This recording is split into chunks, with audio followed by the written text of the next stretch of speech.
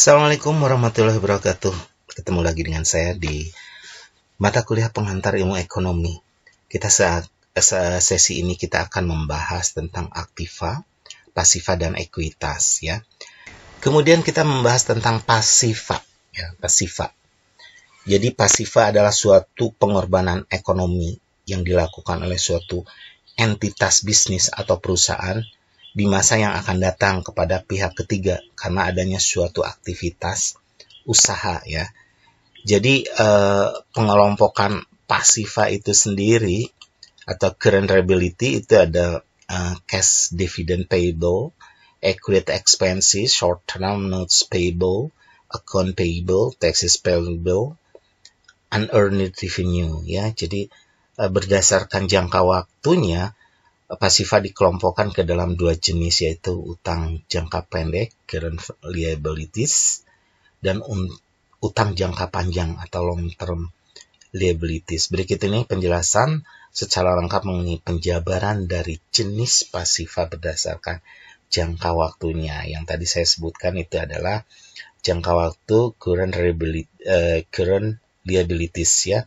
Jadi utang jangka pendek atau current liabilities adalah utang yang sebaiknya dibayarkan atau dilunasi sesegera mungkin. Jadi oleh sebuah institusi atau institusi bisnis ya atau perusahaan, di mana jangka waktu pelunasannya paling lambat 1 tahun pembukuan ya. Jadi periode 1 tahun pembukuan.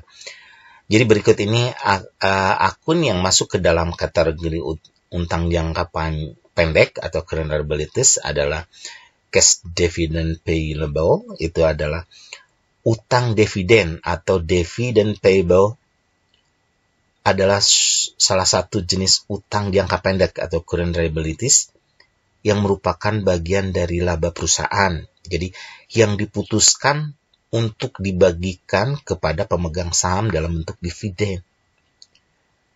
Namun hal ini belum dibayarkan, jadi ada waktunya nanti pembayaran, tapi itu harus telah disisihkan. Nah, ya, jadi telah disisihkan.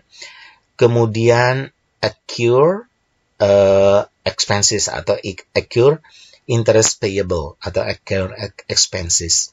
Dinamakan juga accrue interest payable ya. Jadi beban yang perlu dibayarkan gitu maksudnya. Jadi beban yang perlu dibayarkan atau accrue interest payable adalah jenis utang jangka pendek atau current liabilities yang statusnya masih belum dilunasi dalam periode akuntansi tertentu. Jadi utang jenis ini misalnya seperti beban biaya sewa, beban gaji atau upah dan lain sebagainya yang ada durasi-durasinya tapi harus dibayarkan ya.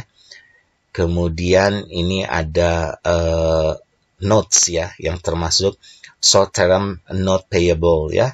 Itu adalah uang wesel. Jadi uang wesel atau note payable adalah jenis utang wesel maksud saya, bukan uang wesel. Utang wesel jangka pendek atau current liabilities yang harus dilunasi oleh pihak perusahaan kepada pihak pemberi pinjaman. Dan biasanya tenggang waktunya berkisar 30, 60, hingga 90 hari.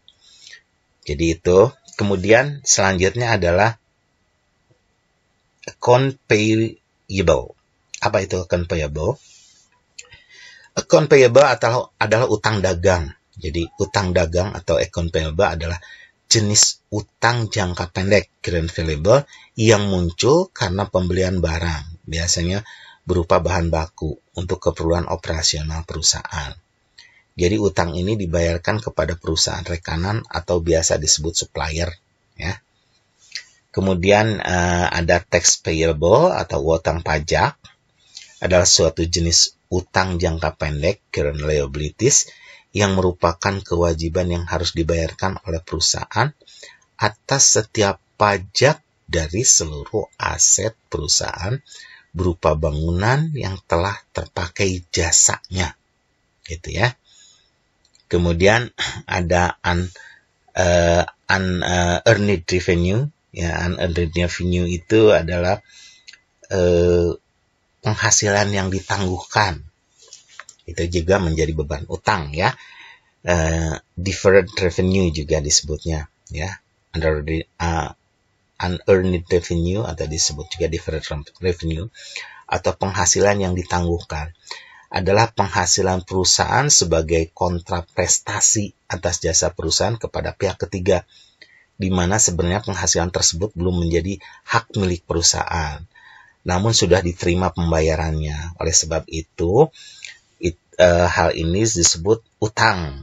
Ya, juga ada sedikit tambahan juga berupa salaries payable, ya, jadi uang gaji atau di sini tidak dicantumkan, tetapi itu juga termasuk current liabilities. Itu adalah suatu jenis utang jangka pendek, ya, current liabilities yang merupakan kewajiban perusahaan untuk membayar karyawan, namun jumlah yang harus dibayarkan tersebut belum dibayarkan oleh pihak perusahaan. Jadi, oleh sebab itu, ini masih menjadi utang perusahaan terhadap karyawan. Misalnya ada beberapa tidak termasuk accrued expenses, ini ada beberapa mungkin bonus, ada tunjangan-tunjangan yang lainnya, biasanya waktu-waktu tertentu akan diberikannya. Oke. Sekarang adalah long term liabilities, ya. Yang pertama adalah utang bank atau bank loan, ya. Jadi long term liabilities itu adalah utang jangka panjang, ya, antara lain dari seluruh utang yang kewajiban pelunasannya dibayarkan dalam tenggang waktu yang relatif lama. Jadi utang bank, ya, atau bank loan adalah suatu jenis dari utang jangka panjang yang long term, ya, merupakan pinjaman yang didapat oleh perusahaan dari bank tertentu sebagai modal kerja buat perusahaan yang bersangkutan, ya. Jadi utang bank ini biasanya digunakan untuk hal strategis seperti ekspansi atau penggabungan sebuah entitas atau perusahaan lain, ya. Jadi suatu entitas perusahaan dengan perusahaan lain. Jadi itu utang bank atau bank loan. Kemudian utang hipotek, apa itu? Utang hipotek atau mortgage payable, ya. Mortgages payable itu suatu jenis utang jangka panjang atau long term yang merupakan utang pinjaman sebuah perusahaan kepada sebuah bank dengan menjadikan aset tetap atau harta tetap perusahaan sebagai jaminannya. Itu yang dinamakan dengan hutang hipotek, ya, atau mortgage payable, ya. Kemudian ada selanjutnya adalah utang obligasi. Jadi utang obligasi atau bond payable adalah salah satu jenis dari utang jangka panjang atau long term yang merupakan kewajiban sebuah perusahaan yang ditimbulkan akibat menerbitkan serta menjual obligasi.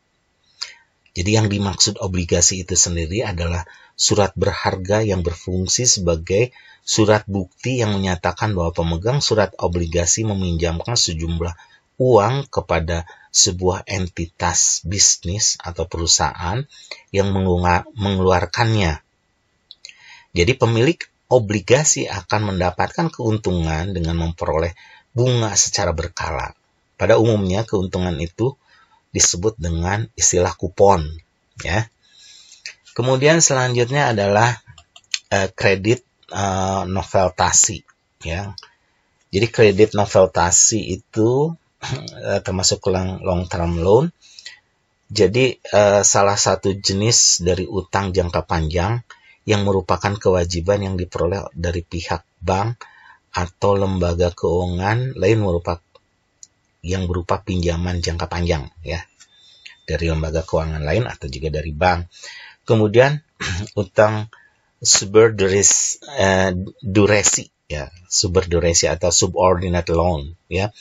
Jadi utang subordurasi atau subordinate loans adalah salah satu jenis dari utang jangka panjang atau long term yang merupakan kewajiban oleh pemegang saham perusahaan induk yang sifatnya tidak ada bunganya. Oke.